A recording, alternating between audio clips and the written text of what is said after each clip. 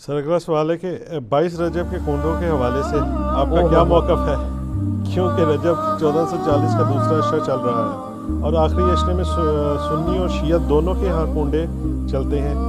شریعت محمدیہ صلی اللہ علیہ وسلم میں اس کی کیا اہمیت ہے؟ کوئی اہمیت نہیں ہے جی۔ شریعت محمدیہ کے اندر یہ ایک بدعت داخل کی گئی ہے صلی اللہ علیہ وآلہ وسلم۔ یہ جس طریقے سے کئی کہانیاں چل رہی ہیں نا، یہ کنڈے بھی ایک کہانی ہے۔ اور ظاہر ہے جب بھی کوئی کہانی لانچ کرنی ہوتی ہے امت کے اندر کسی بڑی پرسنالٹی کے ساتھ اسے منسوخ کیا جاتا ہے، تو یہ کنڈے منسوخ کیے ہیں انہوں نے سیدنا امام جعفر بن محمد باقر بن علی بن حسین بن علی علیہم السلام اجمعین، المتوفى 148۔ وہ کہتے ہیں امام جعفر کسی کو خواب میں آئے تھے، انہوں نے بشارت دی تھی کہ جو رجب کے کنڈے کرے گا تو اس کے لیے یہ بشارتیں ہوں گی۔ یہ تو سٹارٹ ہی خواب سے ہو رہا ہے، اس کا دین کے ساتھ کوئی لینا دینا نہیں، نہ امام جعفر کے ساتھ کوئی لینا دینا ہے۔ یہ وہ ایک پراپوگنڈا جو شیعہ کے ہاں چلا اور وہ کنڈے چل رہے ہیں۔ اور سنیوں کے ہاں بھی چونکہ امام جعفر ایک ڈومیننٹ پرسنالٹی ہے، ان کو رسپیکٹ دی جاتی ہے، خود دیتے ہیں، تو چونکہ اب ان کا نام بولا گیا ہے، جس طرح کہ 11ویں کے اوپر شیخ القادیانی کا نام بول دیا جاتا ہے تو وہ 11ویں چلنا شروع ہو گئی ہے۔ اس طرح سنیوں کے ہاں بھی چلنا شروع ہو گیا۔ باقی دوسری طرف اہل سنت میں جو اینٹی شیعہ ایلیمنٹس تھے، انہوں نے کوشش کی کہ جی اس سرمنی کو ڈائلیوٹ کرنے کے لیے انہوں نے ایک نئی کہانی ڈیوائز کی۔ انہوں نے کہا کہ اصل میں 22 رجب کو حضرت معاویہ ابن ابی سفیان رضی اللہ تعالیٰ عنہ کی وفات ہوئی تھی، اس وفات کی خوشی میں شیعہ جو ہے نا وہ کنڈے بناتے ہیں۔ بالکل، یہ ایک نئی کہانی انہوں نے دریافت کی۔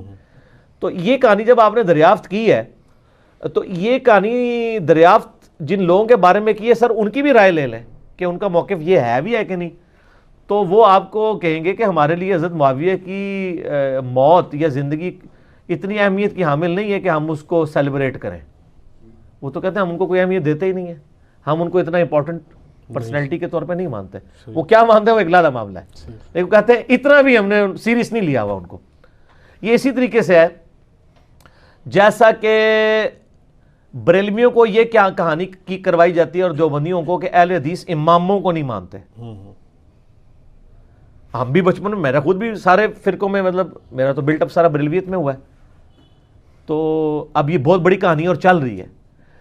آپ کسی اہل حدیث سے بھی جا کے پوچھے کہ یار آپ اماموں کو نہیں مانتے، وہ کہیں گے نعوذ باللہ ہم تو مطلب اماموں کی خدمات کو ہی لے کے چل رہے ہیں۔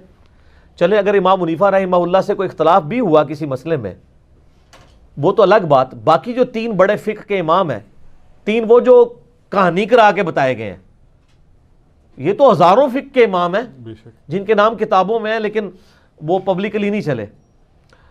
یہ وہ 4 امام تھے جن کو فرقوں نے آپ سمجھ لیں پروموشن کرنا شروع کر دی، تو ایک معاملات چل گئے، پارٹیاں مل گئیں ان کو۔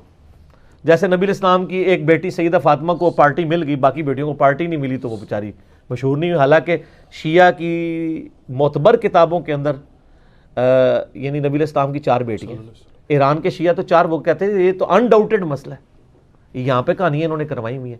ایون سب سے بڑا جو رافضی ہے یاسر الحبیب، وہ بھی نبی الاسلام کی 4 بیٹیاں مانتا ہے، وہ بھی اس کے بھی انکار کرنے کی ضرورت نہیں ہوئی۔ نہج البلاغہ کے اندر مولا علی علیہ السلام نے حضرت عثمان کو داماد رسول فرمایا ہے، ٹھیک ہے، تو کہانیاں لیکن وہ چل رہی ہوتی ہیں اس طریقے سے۔ تو وہ ایک کہانی انہوں نے چلا دی اور وہ کہانی ان کی بکنی شروع ہو گئی کہ اماموں کو نہیں مانتے۔ وہ آپ اہل حدیثوں سے پوچھے آپ اماموں کو مانتے ہیں، وہ کہتے ہیں سر اماموں کو نہ مانے تو ہماری ساری کتابیں ختم ہو جائیں گی، کیونکہ امام بخاری کے استاد ہیں احمد بن حنبل، احمد بن حنبل کے استاد ہیں امام شافعی، امام شافعی کے استاد ہیں امام مالک، اور ان اماموں سے حدیثیں ہیں بخاری مسلم میں۔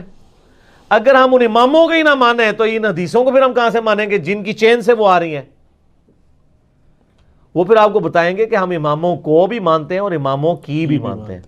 اماموں کو مانتے ہیں کہ ان کی رسپیکٹ کرتے ہیں، اماموں کی مانتے ہیں کہ اماموں نے ہمیں بتایا ہے کہ ہماری کوئی بات بھی کتاب و سنت کے خلاف ہو تو اس کو چھوڑ دو۔ ہم اماموں کی روایت کردہ احادیث کو مانتے ہیں، باقی ان کے جو فتاوی جات ہیں جو دوسری صحیح الاسناد احادیث یا صحابہ کی اقوال کی روشنی میں غلط ثابت ہوتے ہیں، ہماری روشنی میں نہیں ان کی روشنی میں، ہم ان چیزوں کو چھوڑ دیتے ہیں۔ بالکل۔ تو اسی طریقے سے شیعہ کے بارے میں کہانی کرا دی، وہ حضرت معاویہ کی ڈیتھ کا دن منا رہے ہیں اور یہ سنی بھی ان کے دیکھا دیکھی شروع ہو گیا، ان کا اور چل رہا ہے۔ یہ اصالہ ثواب کے معاملے میں میرا بالکل کیٹاگوریکل ایک اوپینین ہے۔ لاکھوں لوگوں نے یوٹیوب پہ میری ویڈیو دیکھی ہے، مسئلہ نمبر 74۔ آپ اصالہ ثواب لکھیں یوٹیوب پہ، ٹاپ آف لسٹ میری وہ ویڈیو کھل جائے گی، اس میں میں نے ساری چیزیں بتائی ہیں 11ویں ہو, میلاد ہو, محرم کی نیاز ہو, یا آپ کی یہ رجب کے کنڈے ہوں, ان ساروں کے بارے میں کہ یہ سب کی سب ایکٹیویٹیز دین میں خود سے داخل کی گئی ہیں. ہم ان کو کفر و شرک والا معاملہ نہیں کہتے, لیکن بدعات تو ہیں. اب رہ گیا مسئلہ کہ اس طرح کی ایکٹیویٹیز میں جو کھانا ہے وہ حلال ہے یا حرام ہے. وہ بھی میں نے اس کے اندر بتایا ہوا ہے کہ کھانے کو حرام کہنے کے لیے یہ چیز ضروری ہے کہ آپ پہلے اس کی حرمت ثابت کریں. اس میں دو طریقے ہیں, یا تو وہ چیز جو پکائی جا رہی ہے وہ حرام ہو, کو خنزیر بنا دیتا ہے تو حرام ہے, یا چیز تو پاک تھی لیکن اس کے ذبح کے وقت زبر کے ساتھ غیر اللہ کا نام لیا گیا, بالکل, تو وہ پھر بھی حرام ہو جائے گی. تیسرا مسئلہ ہے تقرب والا. تقرب میں اب دو طرح کے آپشن ہیں. ایک تقرب یہ ہے کہ کوئی شخص یہ کہتا ہے کہ میں فلاں بزرگ کے اصالے ثواب کے لیے کر رہا ہوں, حضرت حسین علیہ السلام کو ثواب پہنچے, ایک میری طرف سے ہدیہ. تو اس کے معاملے میں بھی ایسا کوئی سختی والا معاملہ نہیں ہے. لیکن اگر کوئی تقرب یہ کر رہا ہے کہ یہ سال ثواب ان کو پہنچے اور وہ میرے مشکل کشا ہے اور اس کے بدلے میں یہ میری مصیبت حل کر دیں گے, تو وہ تو نیاز کے بغیر ہی عقیدہ شرکی ہے. نیاز تو سائڈ پہ رہ گئی, عقیدہ ہی غلط ہے. بالکل ٹھیک ہے نا. تو ہمارا تو موقف یہ ہے کہ ہمارے پاس کوئی اس طرح کی کھانے پینے کی چیز لے آتا ہے, ہم اس سے پہلے پوچھتے ہیں کس کے نام کی ہے. اگر وہ کہتا ہے اللہ کے نام کی ہے تو بسم اللہ پڑھ کے کھا لیں. اگر وہ کہتا ہے یہ فلاں بزرگ کی ہے تو اسے پوچھے یہ بزرگ کے نام سے مراد آپ کیا لے رہے ہیں, کیا ان کی رضا کی خاطر ہے, ان کے نام کا ذبیح ہے؟ تو سر یہ کوئی بھی نہیں آپ کو کہے گا. کوئی جاہل کہہ دے تو کہہ دے, وہ کہے گا نہیں اللہ نے نام دیا, ثواب پہنچانا ہے انہوں نے. اچھا جی, پھر زیادہ وہم نکالنا ہے تو آپ پوچھ لیں کہ ثواب پہنچا کے کڈنا کہ جے وچوں جے تسی واقعی کھانا نہیں کھانا تے, جے کھانا کھانا تے اتنے تک ہی سوال رکھو, زیادہ غلوف نہ کریں آپ کیونکہ غلوف کریں گے نا تو معاملات بگڑیں گے. اور یہ میں آپ کو اپنی طرف سے نہیں بتا رہا, صحیح بخاری میں سیدہ عائشہ نے نبی علیہ السلام سے پوچھا, یا رسول اللہ علیہ وسلم یہ کچھ نیو مسلم ہے, ہمیں نہیں پتا انہوں نے ذبیحہ صحیح کیا ہوا یا نہیں کیا, تو یہ جب کوئی اس طرح کی گفٹ لے کے آتے ہیں ہم کیا کریں؟ آپ نے فرمایا بسم اللہ پڑھ کے کھا لیا کرو. اللہ اکبر. اللہ آپ نے کہا کہ بلاؤ, آپ یہ بھی کہہ سکتے تھے حلف دلواؤ, یہ وہ وہم نکالا کہ مسلمان کا ذبیحہ ہے نا تو حسن ظن رکھو, زیادہ نٹی گریٹی میں نہ پڑھو. سبحان اللہ. ٹھیک ہے نا.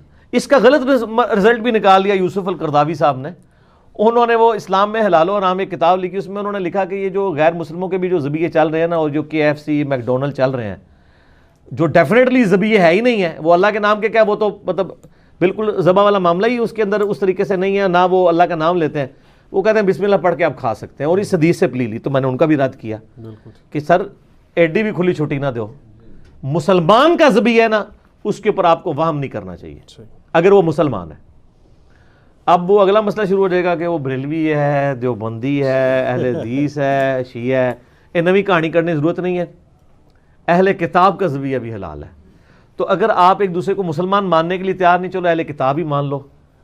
یہود و نصارہ کی عورتوں سے تو آپ کا نکاح جائز ہے سورۃ المائدہ کے پہلے رکوع کے تحت, اور اسی رکوع میں آتا ہے کہ اہل کتاب کا ذبیحہ بھی حلال ہے, کوشر فوڈ. جی ہاں, اگر وہ اللہ کے نام کے اوپر کیا ہو. تو اگر یہود و نصارہ کا اللہ کے نام کا ذبیحہ حلال ہے, تو جو آپ کے اپنے اہل کتاب ہیں قرآن کے فائنل ٹیسٹمنٹ کے ماننے والے, وہ تو old testament new testament tempered form میں مان رہے ہیں, اور وہ اتنے ظالم ہیں کہ نبی علیہ السلام کو وہ دجال سمجھتے ہیں, نعوذ باللہ. ظاہر ہے پیغمبر نہیں مان رہے, تو جب آپ کسی کو پیغمبر نہیں مان رہے, جس طرح ہم غلام احمد قادیانی کو پیغمبر نہیں مانتے, تو کیا سمجھتے ہیں؟ دجال کے اس نے دجل کیا ہے, جھوٹ بولا ہے. اس کے باوجود اللہ تعالیٰ کہہ رہا ہے کہ ان کا ذبیحہ بھی حلال ہے. اور جو آپ کے نبی کے عاشق ہیں, جو محمد اور آل محمد کے لیے جان دینے کے لیے تیار ہیں, سر ان کے اوپر آپ کم از کم یہودیوں والا اسٹیٹس تو ان کو دے دیں. ٹھیک ہے, تو وہ آپ دینے کے لیے تیار نہیں ہے. اسی پہ میرا ایک کلپ بھی ہے, وہ کیا سنی شیعہ کا نکاح ہو سکتا ہے, اس کا بھی پھر اتنا مذاق اڑاتے ہیں. سر میں نے تو کہانی الٹ دی ہے نا, میں نے سوال کرنے والے سے یہ میرا کلپ بلاک, میں نے کہا یہ سوال نہ کریں سنی شیعہ کا, آپ یہ پوچھیں سنی کا بھی نکاح ہو سکتا ہے کہ نہیں, کیونکہ اگر سنی حنفی ہے تو وہ یا سنی حنفی دیوبندی ہوگا یا سنی حنفی بریلوی ہوگا. تو ہے تو دونوں سنی نا. سنی اہل حدیث ہوا تو وہ تو بہت دور بیچارہ بیٹھا ہے, اس کی تو کوئی اوقات ہی نہیں نا ان کے نزدیک, وہ تو بہت تھوڑے ہیں. اور سر آپ کو کبھی میں احکام شریعت ان کی اور ملفوظات میں سے دیوبند اور اہل حدیث کے بارے میں ان کے جو فتوے پڑھ کے سناؤں نا, تو وہ آپ یقین کریں آپ کے کانوں سے دھواں نکلنا شروع ہو جائے.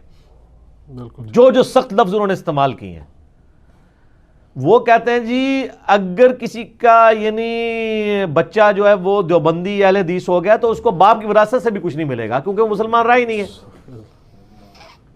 اللہ جی سر ظاہر ہے جب آپ نے ایک اصول کھڑا کیا اس کی کورالٹیز پھر یہی نکلیں گی.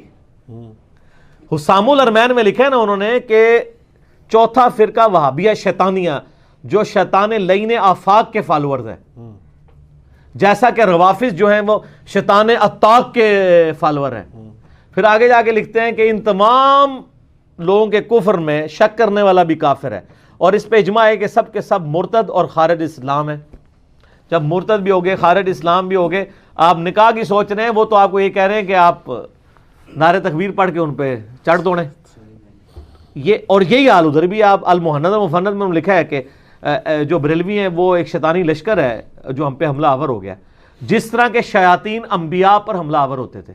مجھے بعض لوگوں نے کہا جی یہ تو ذرا سافٹ ورڈز ہیں، انہوں نے شیطان ہی کہا ہے نا بریلویوں کو. احمد بریلوی تو بہت آگے گئے. سر یہ احمد بریلوی سے 4 ہاتھ آگے گئے ہیں، آپ کو پتہ نہیں چلا. ہم آپ کو انجینئرنگ کر کے بتاتے ہیں. انہوں نے لکھا ہے کہ یہ شیاطین اس طریقے سے حملہ آور ہوئے ہیں ہمارے علماء دیوبند پہ، اور ساتھ رضی اللہ عنہم بھی لکھا ہوا ہے علماء دیوبند کو. جس طرح انبیاء پر شیاطین حملہ آور ہوتے تھے، انبیاء پہ جو شیاطین حملہ آور ہوتے تھے وہ مسلمان شیاطین ہوتے تھے. یہ ایک طریقہ ہے ایسے کر کے کان پکڑنے کا. جیسا میں نے کہا نا کہ میں نے گرم تولیہ پھیر کے نا ان کے وہ سارے میک اپ اتار دیے ہیں. نہیں ہم نے کوئی تکفیر تو نہیں کی، ہم تو تکفیر کرتے ہی نہیں نا. پرانی باتیں، پرانے بزرگ، پرانے کہانیاں. اور نہیں آئی ہے کہانی کہ یہ نہیں آپ یہ لکھوا کے دیں کہ ہمارے علاوہ سارے فرقے ہمارے نزدیک گمراہ ہیں، لیکن ایک نہ ایک دن جنت میں چلے جائیں گے عذاب بھگت کے، کیونکہ مسلمان تو ہیں ہی ہیں. یہ آپ کو کوئی بھی لکھ کے دینے کے لیے تیار نہیں ہوگا دوسرے فرقے کے بارے میں. تو کیا کر رہے ہیں؟ تکفیر کر رہے ہیں. تو یہ تکفیر ہر جگہ پائی جاتی ہے، بعض جگہ چھپی ہوئی ہوتی ہے اور بعض جگہ ظاہر ہوتی ہے. وہ جو چھپی ہوئی تھی وہ بھی چھپی ہوئی نہیں ہوئی ہے، وہ اب سامنے آ گئی ہے، چونکہ ہم نے اس کے لیے ایک آپ کو امپیریکل فارمولا دے دیا ہے جس میں آپ ڈالتے ہیں فوراً باہر آ جاتا ہے. ٹھیک ہے، تو آپ چیک کر کے دیکھ لیں. بلکہ وہ آپ جب بات شروع ہی کریں گے نا تو سمجھ آ گئی ہے.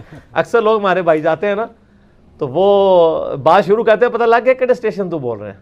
ٹھیک ہے نا. اب تو لوگ ڈرتے ہیں حدیث کا نمبر بھی مانگتے ہوئے. ٹھیک ہے نا. تو لوگ تو کہتے ہیں یہ گمراہی ہے حدیث کا نمبر مانگنا. تو اسی طریقے سے چلیں جس طریقے سے ہم آپ کو چلا رہے ہیں. فیوچر میں یہ بدعت ہو جائے گا حدیث کا نمبر. ہاں بدعت ہو جائے گا، واقعی بالکل صحیح بات ہے، بدعت ہو جائے گا.